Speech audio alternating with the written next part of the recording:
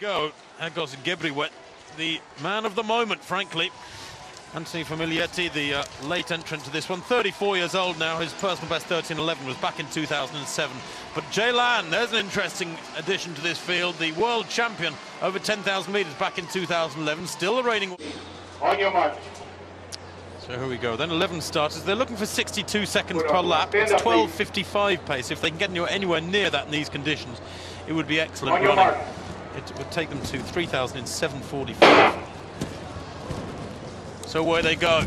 Now the pacemaker, two pacemakers, supposed to be David Betts and then Gideon Gathimba. Betts should go out first, and he does. Hits the front there with Gathimba right behind him in blue.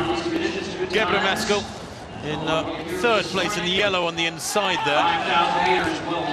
Has that hunch-shouldered, swaying style of running. Small field here, frankly, when you think it's about half the size of the field that ran the women's 1,500 metres, where, of course, there was a fall-up. The pacemakers here need to have a quick glance around, don't they, on this opening 400 metres, otherwise they're not going to be of any assistance whatsoever. So that's a chasing group. They go through 400 metres at the end of this straight, and it will be not much outside 60 seconds, the tempo they're moving at the moment.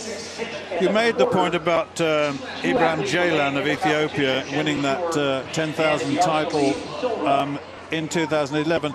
If you remember, he'd had four races in Japan. No one had seen him. He really came from a background that no one had followed, and so it was a real surprise, and actually at the end of it all took everybody by surprise to win the title. Well, they come round the straight with just 500 metres run. Bet leading from Gathimba, the two pacemakers, then Chepkok, followed by Gebremeskel, Kiptu, and Gebriwet back in what, 6th place at the moment in the orange there. Right behind Gebriwet is Jaylan, also in the orange but with the blue shorts. True at the moment. Well, they've gone through 800 metres, they come round into the straight and they'll pass through 1,000 when they're in front of us now. It's still Bet from Gathimba, no changes. Chepkok, Gebremeskel, Kiptu, Gebriwet, then Barrios, Meucci in the blue t-shirt towards the back of the field, and Jaylan in all sorts of trouble, just getting into a bit of traffic towards the back. Goodness knows how much that. 2:40 at 1,000, a 65-second lap there, slowing it up a little bit. So they're on 13:20 pace at the moment. I'm sure they will accelerate from that. It's a long way off what they were hoping for, of course. But single file it is, up the back straight. There's a great shot of busy feet in this third stop on the Diamond League circuit of 2013. Bet working hard into the wind with Gathimba due to take over. Familietti looks far from fully fit to me. The back of the field there is now separated by about a 10 or 12 metre gap. True in 13:14 shape. That was a personal best for him, by the way, at Stanford in the Jordan Invitational just a couple of weeks back. But that was in very, very different conditions to today. Warm, still air. Today it's cold and very, very breezy, damp. Thankfully the rain has eased off. It was raining so hard this morning when we climbed into a 10 o'clock bus with all the athletes from the hotel, and of course some events here in the stadium getting underway at 9 o'clock this morning, the women's discus and so on. Very, very difficult conditions for athletes who are Olympic champions, world champions and so on. But they're ploughing along well. Bet is doing a good job under difficult conditions. Gathimba almost struggling to go with him here. Gebriwet's in third place now. Gebremeskel has dropped back to 5th place in the yellow. Chepkok in 4th in that yellow vest, the short of the two figures in yellow. Meucci right at the back. Looks like he's struggling, maybe, the Italian, to go with this form. He is, remember, the European Championship silver medalist over 10,000 from Helsinki last summer. But it is single file still, and you can just see the strength of the wind there on the vests of these athletes as they come down in front of us with 8 laps to run. A 62 there. He's picked it up a little bit, as David Bet. He's a 13:06 athlete at his best, although that was 2 or 3 years ago now. We're certainly nowhere near 12:55 pace, that's for sure. Remember, it was 2:40 at 1K. Coming up towards 2 kilometres now. We were looking for 5:10 as the target time.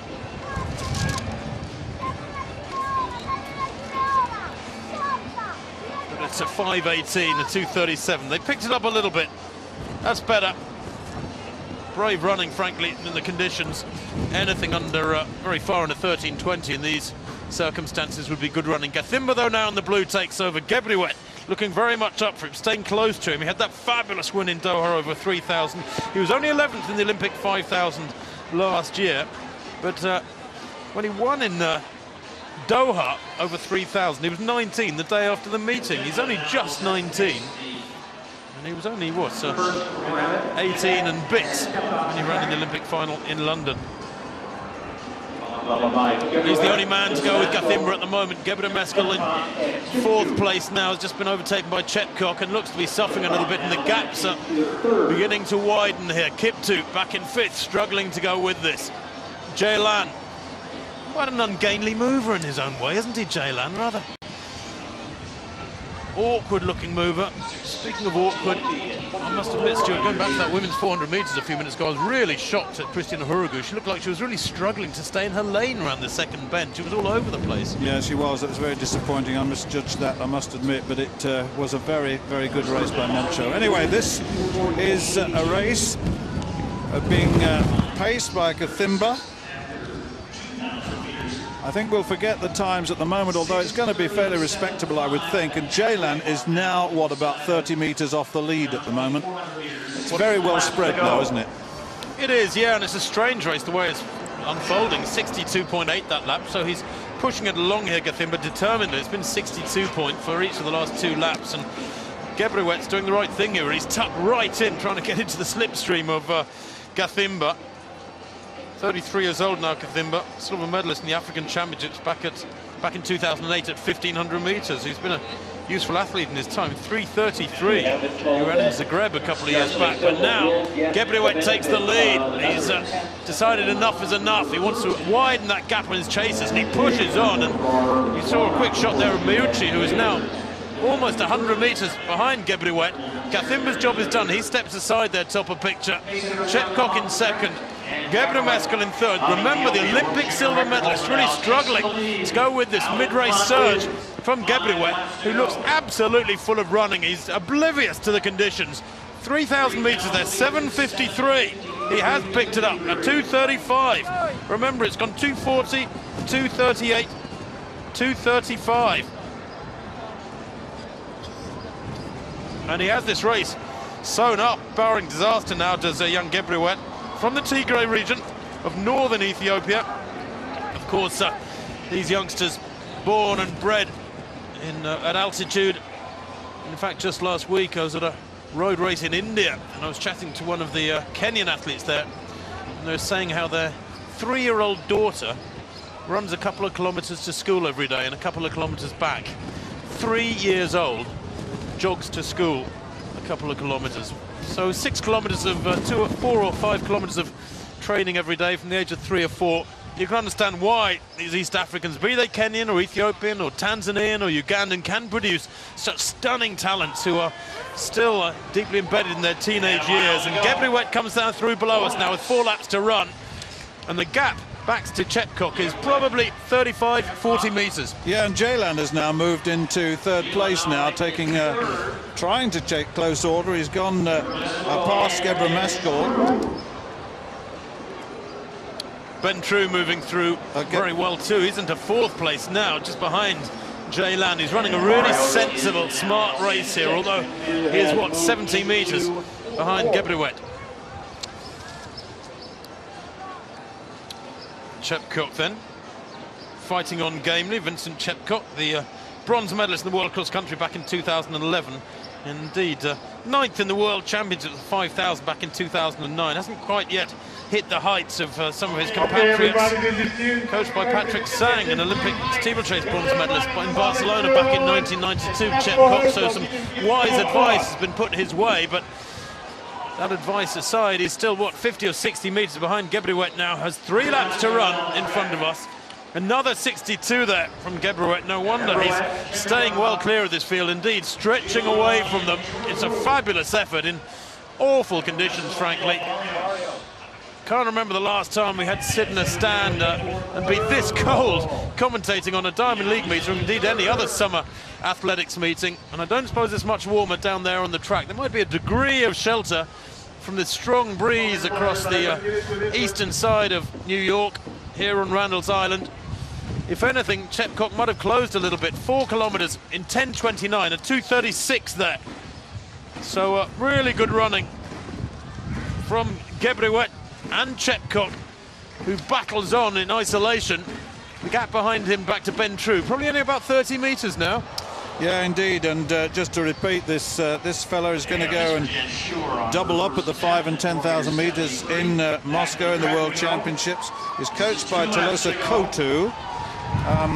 He comes from the Tigray region of northern Ethiopia. Just to give you a little bit of a background to him. Well, 2 laps to run, then London 2 laps to run for Gebrewet and Chepcock. Ben True in third is pushing on. He's running strongly too. He has Jaylan, the world champion, at 10,000 meters behind him. There they are, spread-eagled around this track because of the tempo that this young man, Hagos Gebrewet, is able to maintain throughout this the middle section and these latter stages of this 5,000. And Ben True there, battling on and gamely trying to close down on Chepcock. He's got a lap and a half in which to do it. Chepcock himself in second place there, top of picture, is what, 60 meters, I suppose, behind Gebrewet?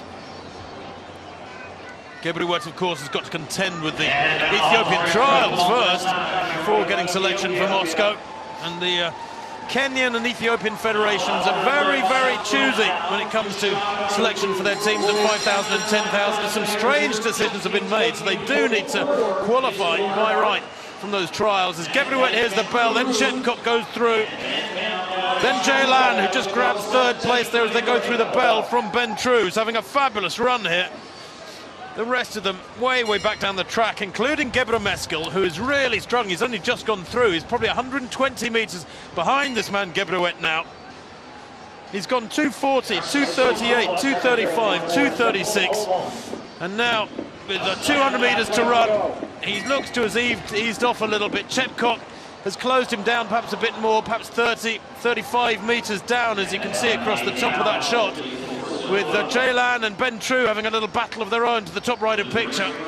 But Gebrewet, what a different race this is to last week in Doha, when he won that fabulous 3,000 meters in 7 minutes 30. Well, he comes home now. Previous winners of this race, Gebremeskel, Kogo, Koskai, Bekele, Chebi. But that is a winning time of 13:10 in very difficult conditions. Chepcock second, Jaylan third, Ben True fourth. Well under 13:20 Ben True. I got him at about 13:17 and a half, the American. The first of the non-Africans. That's fabulous running. But that's the fastest time in the world this year. It was Ben True at the top of the rankings. It's now Gebrewet, Hagos Gebrewet, in what was in effect an exhibition run after pretty good pacemaking, frankly, from David Bett and Gideon Gathimba through the early half of the race. 13:10.03 in cold, windy conditions. And of course, 4 more Diamond League points. Very impressive indeed. And if he does make his way through the trials, and the evidence of that, I can see that he's got a very good chance of doing it. He's looking very strong indeed, isn't he? Well, a lot of people are calling this young man the next big talent from Ethiopia after Haile Gebrselassie and Kenenisa Bekele. Could Gebrewet be their next?